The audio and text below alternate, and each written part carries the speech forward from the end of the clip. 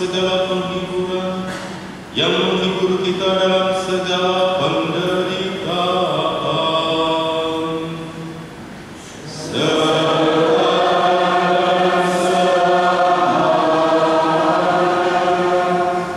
Saudara-saudara, Bapak Ibu dan saudara sekalian yang terkasih, selamat sore berkat dalam.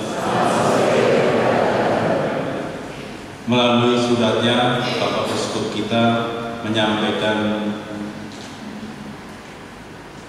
perintah atau menyampaikan himbauan supaya gereja-gereja di Keuskupan Purwokerto merayakan misa untuk Bapak Paus selama 9 hari. Kita sudah mulai kemarin dan hari ini hari yang kedua.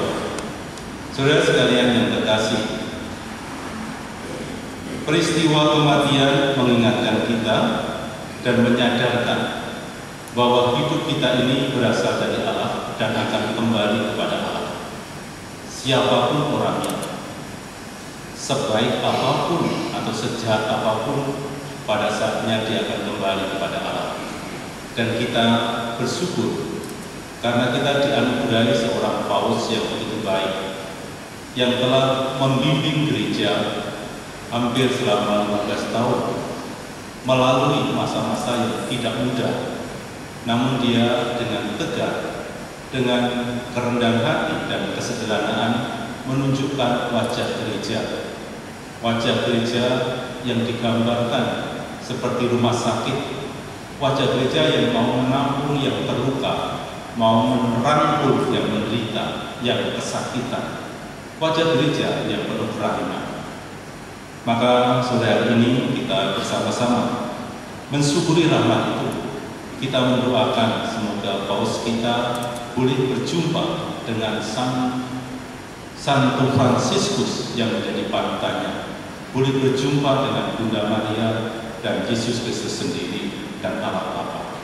Untuk itu kita di sini, kita menyiapkan hati kita berdoa bagi keselamatan jiwa Bapak Paus dan juga untuk gerejanya yang dicintai ini.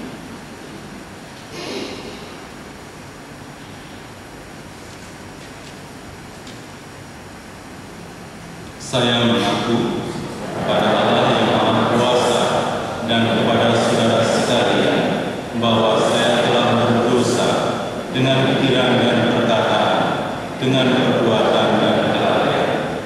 Saya berdosa, saya sungguh berdosa. Oleh sebab itu saya mohon kepada Santa Bapa Maria, kepada para malaikat dan Roh Kudus, dan kepada saudara sekalian supaya mendoakan saya kepada Allah Tuhan kita. Semoga Allah yang Maha Kuasa mengasihani kita, mengampuni dosa kita, dan mengantar kita ke hidup yang kekal.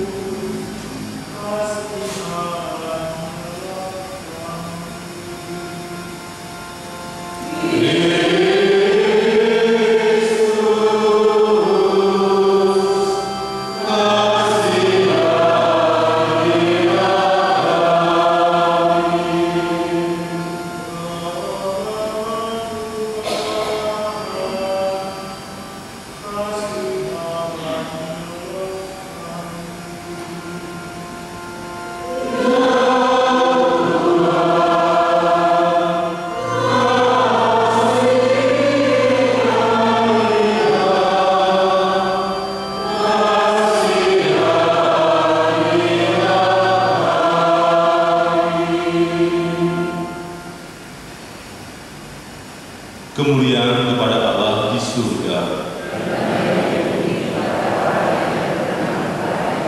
Kami memuji Dikau,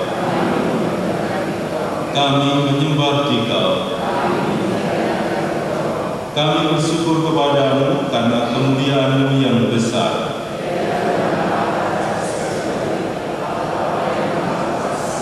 Ya Tuhan Yesus Kristus, Putra yang tunggal. Engkau yang menghapus dosa dunia, kasihanlah kami. Engkau yang duduk di sisi Bapa, kasihanlah kami. Hanya Engkaulah Tuhan. Bersama dengan Roh Kudus dalam kemuliaan Allah Bapa. Marilah kita berdoa.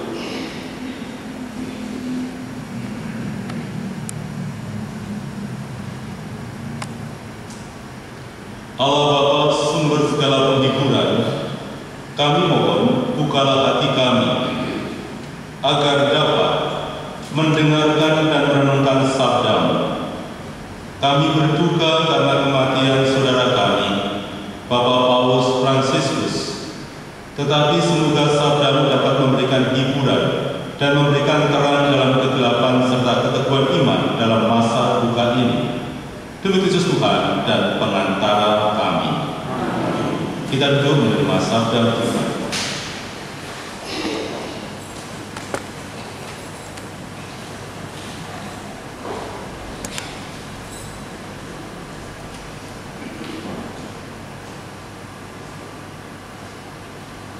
Bacaan dari Kisah Para Rasul. Pada suatu hari menjelang waktu sembahyang, yaitu pukul 3 petang, naiklah Petrus dan Yohanes ke bait Allah. Di situ ada seorang laki-laki yang lumpuh sejak lahirnya, sehingga ia harus diusung.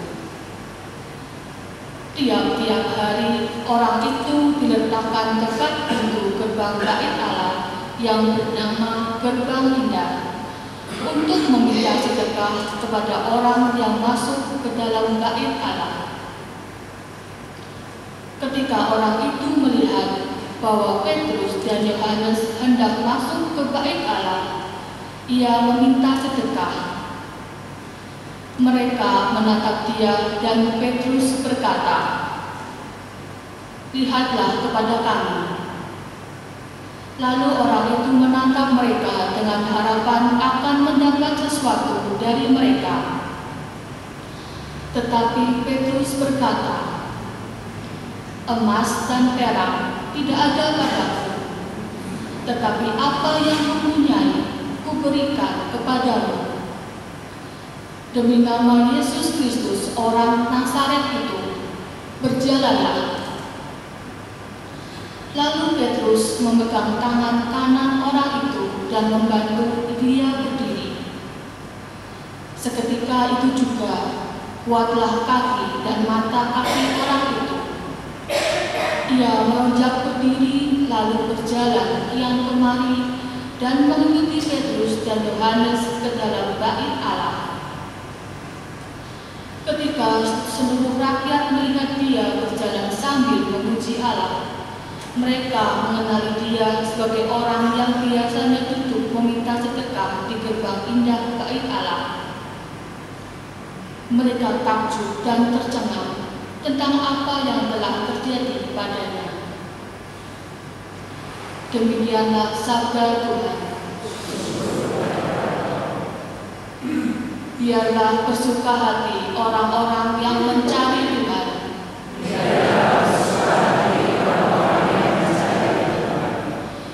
Bersyukurlah kepada Tuhan, serukanlah namanya, maklumkanlah perbuatannya di antara bangsa-bangsa. Bernyanyilah bagi Tuhan, bermazmurlah baginya, percakapkanlah segala perbuatannya yang ajaib.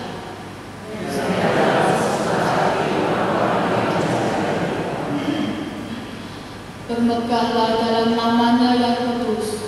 Biarlah bersuka hati orang-orang yang mencari Tuhan. Carilah Tuhan dan kekuatannya, carilah selalu wajah-Nya. Biarlah bersuka hati orang-orang yang mencari Hai anak cucu Abraham hambanya, hai anak-anak Yakub pilihannya, Dialah Tuhan Allah kita, ketetapannya berlaku di seluruh bumi.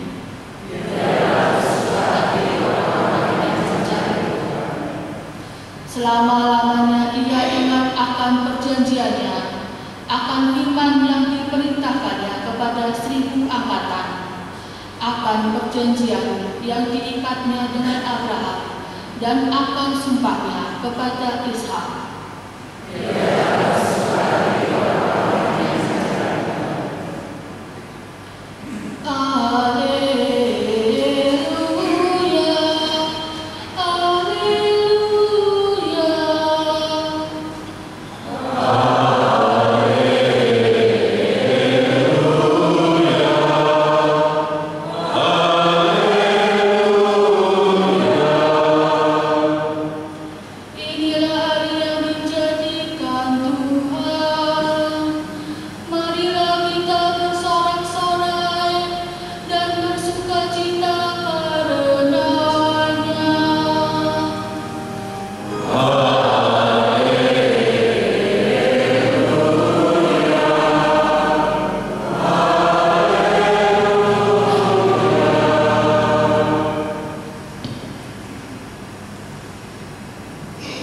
Tuhan bersamamu.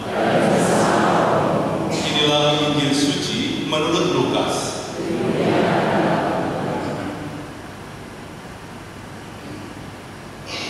Pada hari Sabat sesudah Yesus dimakamkan, 2 orang dari murid-murid Yesus pergi ke sebuah kampung bernama Emmaus yang terletak kira-kira 7 mil jauhnya dari Yerusalem. Dan mereka bercakap-cakap tentang segala sesuatu yang telah terjadi. Ketika mereka sedang bercakap-cakap dan bertukar pikiran, datanglah Yesus sendiri mendekati mereka, lalu berjalan bersama-sama dengan mereka. Tetapi ada sesuatu yang menghalangi mata mereka, sehingga mereka tidak dapat mengenali Dia.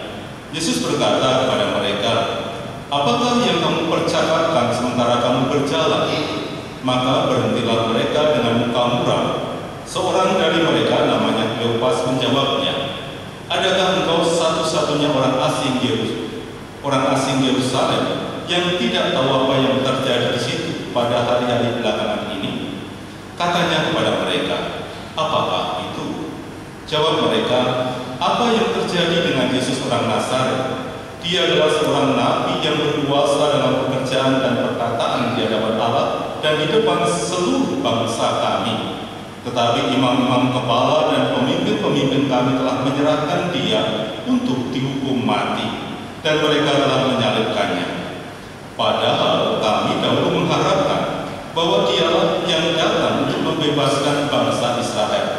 Tetapi sementara itu telah lewat 3 hari sejak semuanya itu terjadi, dan beberapa perempuan dari kalangan kami telah mengejutkan kami. Pagi-pagi buta mereka telah pergi ke kubur dan tidak menemukan mayatnya.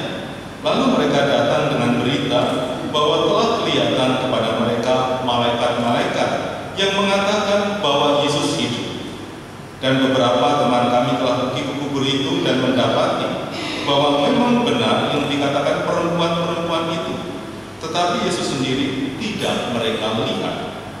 Lalu Ia berkata kepada mereka, "Hai kamu orang bodoh, betapa lambannya hatimu sehingga kamu tidak percaya akan segala sesuatu yang telah dikatakan para nabi.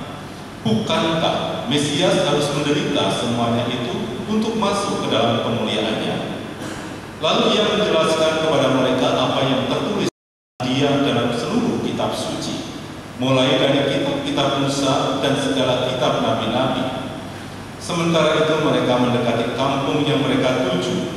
Ia berbuat seolah-olah hendak meneruskan perjalanannya, tetapi mereka mendesaknya dengan sangat. "Tinggallah bersama-sama dengan kami, sebab hari telah menjelang malam dan matahari hampir terbenam." Lalu masuklah Ia untuk tinggal bersama-sama dengan mereka. Waktu duduk makan dengan mereka, Ia mengambil roti, mengucap berkat, lalu memecah-pecahkan roti itu dan memberikannya kepada mereka.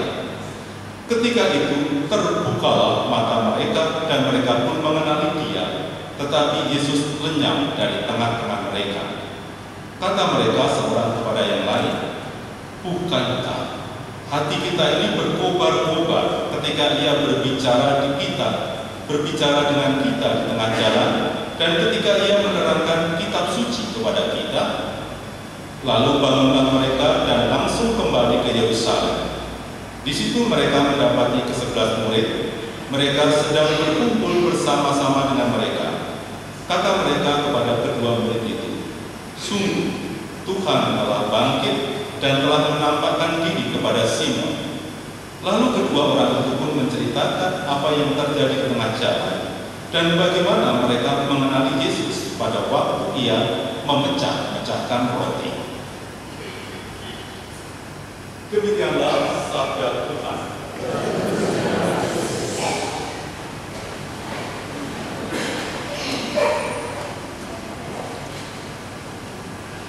Saudara sekalian yang terkasih, tadi kita menyaksikan, kalau yang nonton itu, pemindahan jenazah Tuhan kita, paus kita dari Casa Santa Marta ke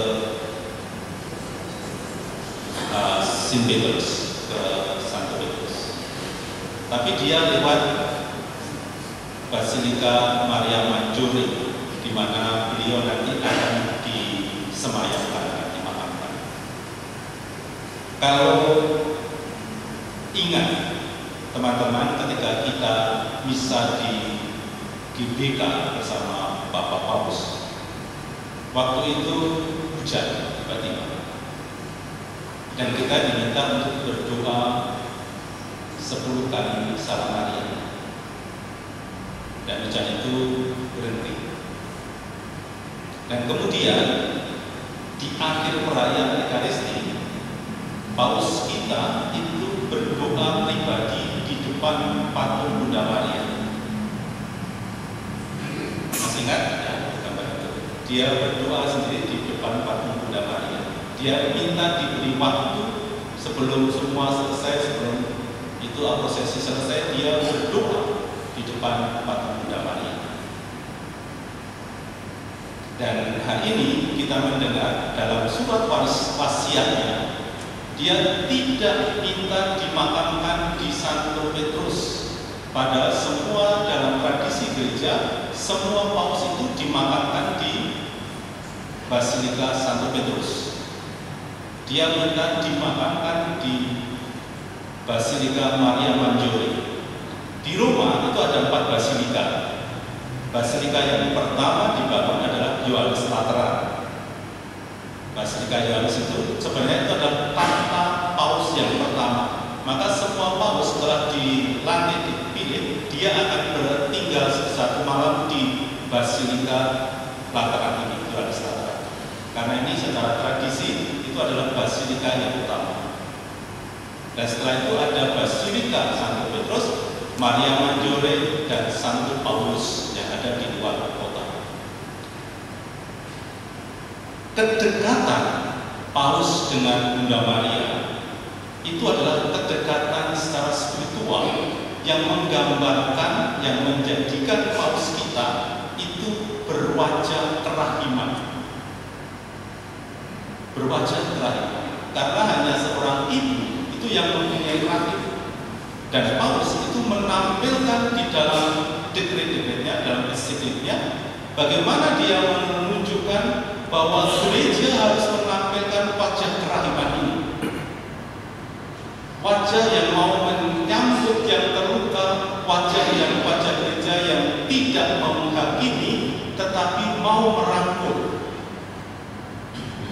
Salah satu yang terkenal kutipannya adalah, jadikan gereja ini seperti rumah sakit, bukan untuk mendeteksi kolesterol, tetapi untuk merawat orang-orang yang sakit dan terluka. Kalau mendeteksi kolesterol itu adalah soal penghakiman, menentukan, oh ini ada seperti ini. Tetapi kalau menerima orang yang sakit, menerima orang yang terluka, menerima orang yang kebingungan, itu adalah wajah kerahiman, wajah kasih yang ditampilkan dalam gereja. Dan ini oleh paus kita sampai dia membuat tulisan dalam bentuk Allah yang marah. Ada tahun kerahiman digambarkan beberapa 2 tahun lalu itu seorang yang Yesus yang memandu seekor kambing domba. Jadi seekor domba dipandu dibawa pulang. Bayangkan gambaran ini saja sudah menunjukkan gambaran betapa dekatnya, betapa mesranya antara gereja dengan orang yang tersesat, orang yang hilang, orang yang terlunta-lunta. Dan ini adalah wajah yang harus ditampilkan untuk kita semua. Karena paus kita ingin mengembalikan kesejatian gereja. Gereja itu bukan dihargai karena kemegahannya, bukan dihargai karena banyaknya duit, bukan dihargai karena bisa ini bisa itu, tetapi gereja itu dicintai karena mau senasib sepenanggungan dengan orang-orang yang terluka dan menderita. Gambaran cinta yang ditampilkan oleh paus kita Fransiskus kepada Bunda Maria ini juga secara spiritual itu beda sekali. Bedanya begini, kalau imam-imam Yesuit punya spiritualitas jalan kesucian mereka itu jalan yang jelas ke arah kepada Yesus Kristus, maka dia disebut Yesuit, pengikut Yesus. Tapi mengapa Fransiskus, Santo Fransiskus itu memilih nama Fransiskus? Dengan pilihan ini saja dia mau menunjukkan bahwa di dalam gereja itu tidak terpecah-pecah, tidak terkotak-kotak. Jalan spiritual itu bisa diikuti oleh siapa saja, dari kalangan mana saja. Jangan terkotak-kotak, ini Yesuit, ini Fransiskan, ini Projo, bukan. Tapi jalan kerohanian itu adalah jalan yang bagi siapapun yang punya kehendak dan kemauan, dia bisa mengikuti itu, dan ini akan menjadi jalan keselamatan. Paus Fransiskus menggambarkan ini, kecintaannya kepada Bunda Maria. Maka salah satu kritikan Bapak Ibu Saudara sekalian, selain kehebatan ini, Paus pun juga mendapat kritikan yang tajam. Pertama, Paus kita ini tidak ikut Konsili Vatikan II. Maka dikatakan Paus ini tidak menghormati tradisi gereja. Banyak orang yang menjaga tradisi dan keutamaan-keutamaan gereja yang terluka dan menderita untuk mencintai gereja ini seakan-akan disingkirkan. Paus kita juga ada kelemahan, karena dengan ambigu dia seringkali bicara tentang LGBT, menerima atau tidak dan segala macam. Lalu dia mengatakan, ya gereja jelas sekali dalam dokumennya bahwa melarang pernikahan sejenis. Tapi Paus kita ini sudah mengatakan, ya sekarang tidak dinikahkan, tapi boleh didoakan. Ini poin-poin ini sebenarnya menjadi refleksi kita untuk Paus yang akan datang, tetapi juga untuk doa-doa kita.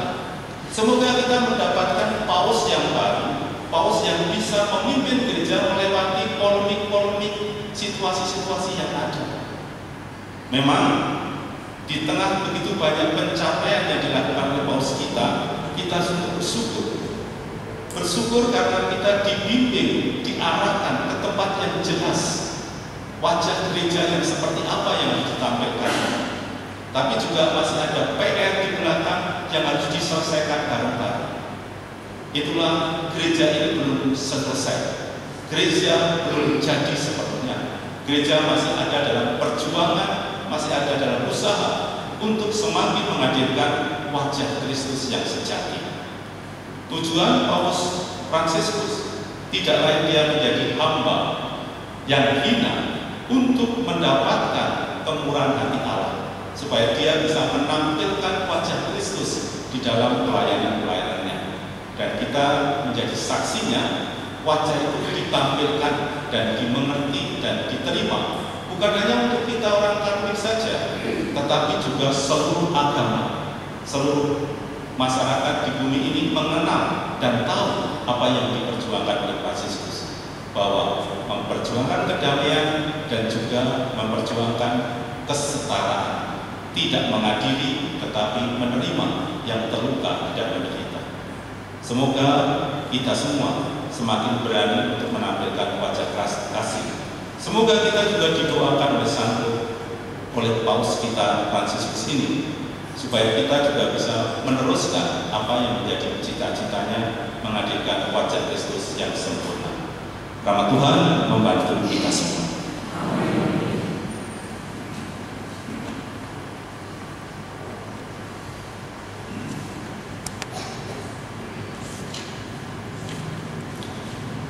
Saudara-saudari, marilah kita sampaikan doa-doa kepada Allah yang menguasai hidup dan mati, Bapa kita yang berbelas kasih dan sumber segala penghiburan. Untuk saudara kita yang telah dipanggil Tuhan, Paus Fransiskus, ya Tuhan, dalam pembaptisan, saudara kami ini telah menjadi anak-Mu. Semoga ia diperkenankan masuk ke rumah Bapaknya. Kami mohon. Semoga sesudah mengalami suka dan duka hidup di dunia ini dan menerima perutusan sebagai gembala utama dalam gereja ini, saudara kami ini Kau terima dalam kedamaian dan kebahagiaan kerajaan-Mu. Kami mohon. Semoga sesudah bekerja sama dengan rahmat-Mu dalam tugas perutusan-Mu di dunia ini dengan baik, kini anugerahkanlah kedamaian dan keselamatan kekal kepadanya. Kami mohon.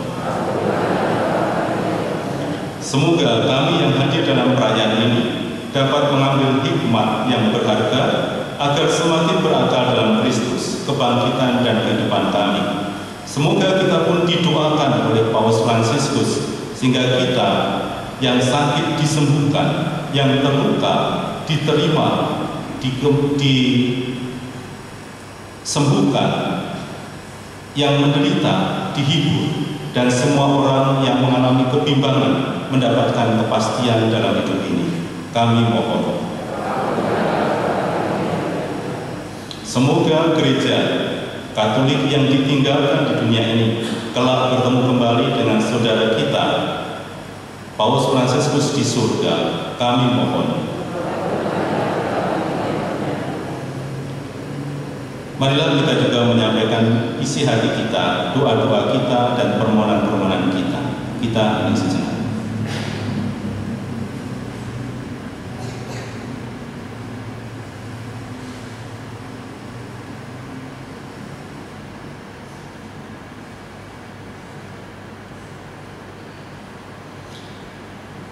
Kami mohon.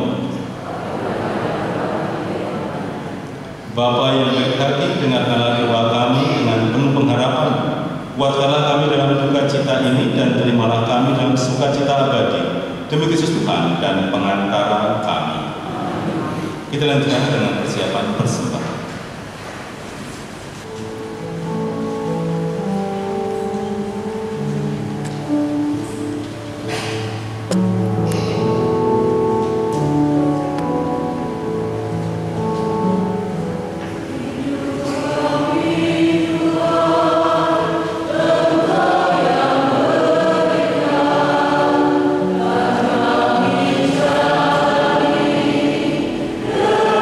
Amin.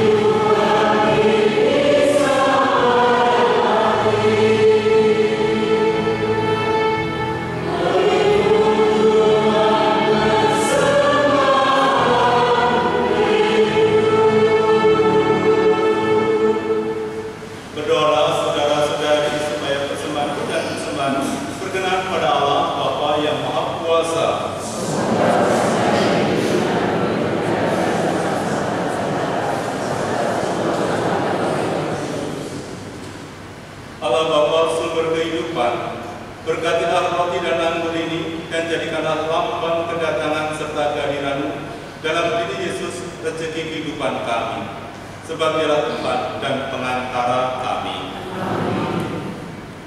Tuhan bersamamu.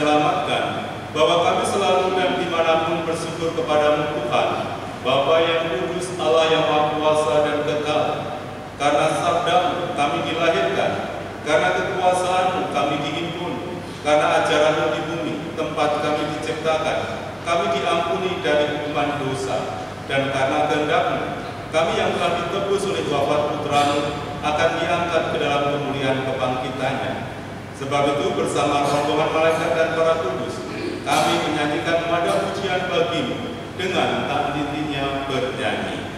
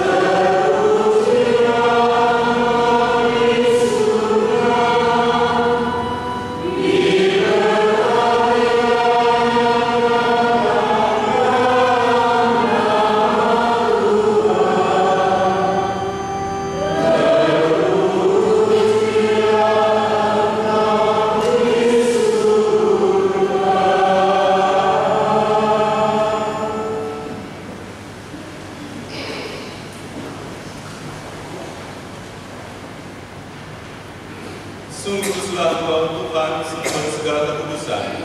Maka kami mohon, kuduskanlah persembahan ini dengan pencurahan Roh, agar bagi kami menjadi tubuh dan darah Tuhan kami, Yesus Kristus. Ketika Dia diserahkan untuk menanggung sengsara dengan rela, Dia mengambil roti dan sambil mengucap syukur Dia memecah-pecahkan, lalu memberikannya kepada murid-muridnya seraya berkata, "Terimalah dan makanlah kamu semua. Inilah tubuhku yang diserahkan bagimu."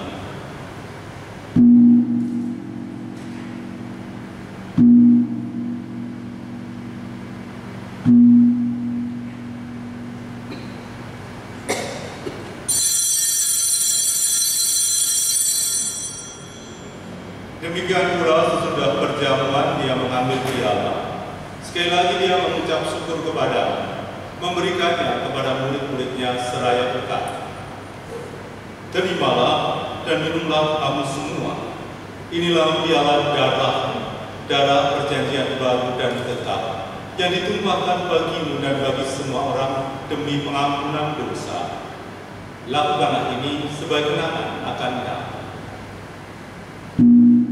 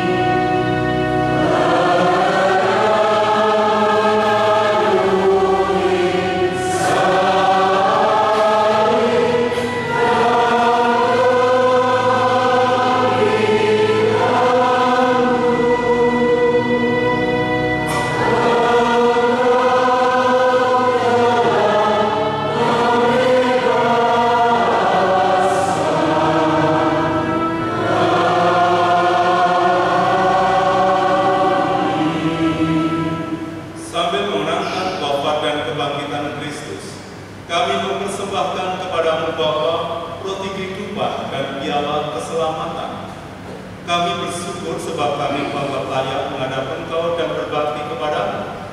Dan kami mohon semoga kami yang menerima tubuh dan darah Kristus dihimpun menjadi satu umat oleh Roh Kudus. Ingatlah Tuhan akan gereja-Mu yang tersebar di seluruh bumi, agar Engkau menyempurnakannya dalam cinta kasih, dalam persatuan dengan paus kami dan uskup kami Kristoforus serta semua rohaniwan. Ingatlah akan hamba-Mu, Paus Fransiskus, yang telah Engkau panggil dari dunia ini ke hadirat-Mu. Perkenankanlah ia yang menjadi satu dengan putra-Mu dalam kematian, juga menjadi serupa dengan Dia dalam kebangkitan. Ingatlah juga akan saudara-saudari kami yang telah meninggal dengan harapan akan bangkit, dan akan semua orang yang telah berpulang dalam keimanan. Kita kenangkan siapapun yang dekat di hati kita yang kini sudah menghadap Bapa. Semoga kerahiman Allah yang dicurahkan kepada Paus Fransiskus juga dicurahkan kepada saudara-saudari kita.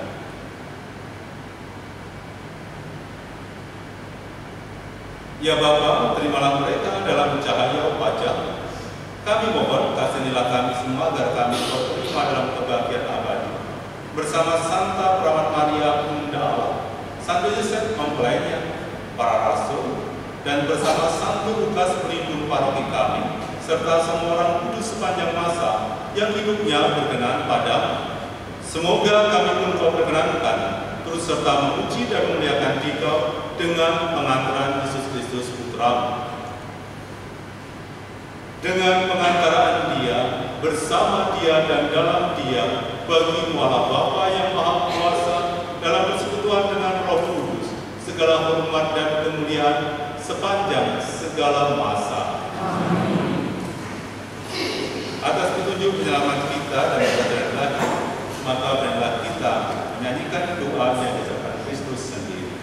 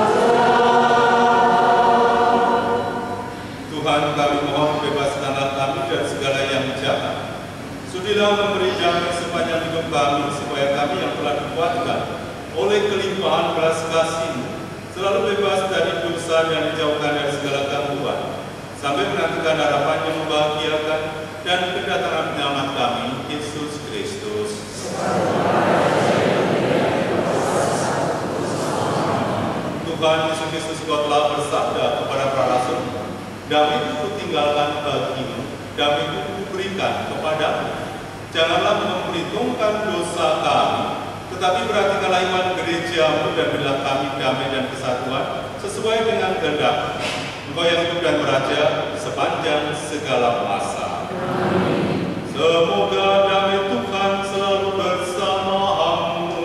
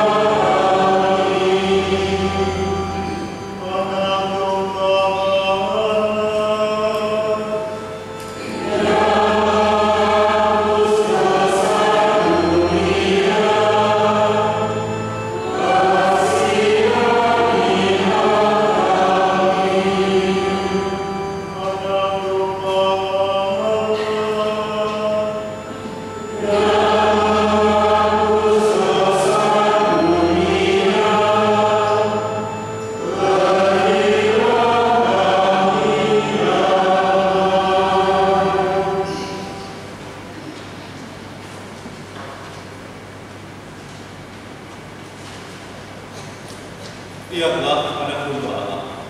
Dialah Dia yang menghapus dosa dunia. Berbahagialah saudara-saudari yang diundang ke perjamuan anak domba.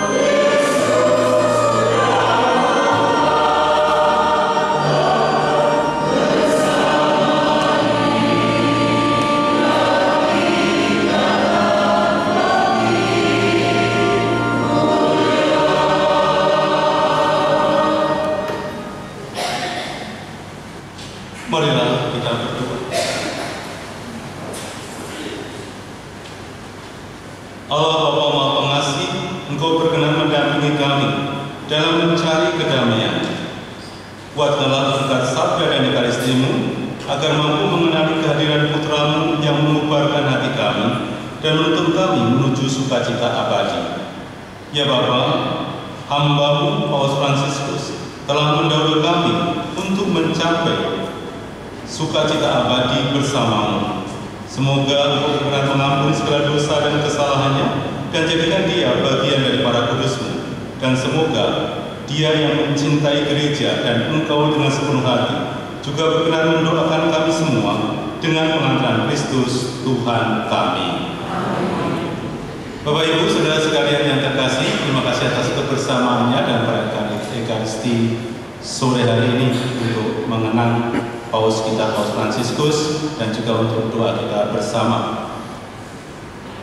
Terima kasih untuk Prodiakon Dataan, terima kasih untuk Kur dari Sisilia, terima kasih Bu Wijia, Mbak Riana, Ko Erwin, terima kasih, dan juga untuk seluruh umat yang hadir. Kita akan tutup perayaan Ekaristi dengan menyanyikan Salve Regina. Apakah tahu? Kita akan menyanyi bersama. Salve Regina, Mater Misericordiae, Vita Dulcetur, et nostra salve.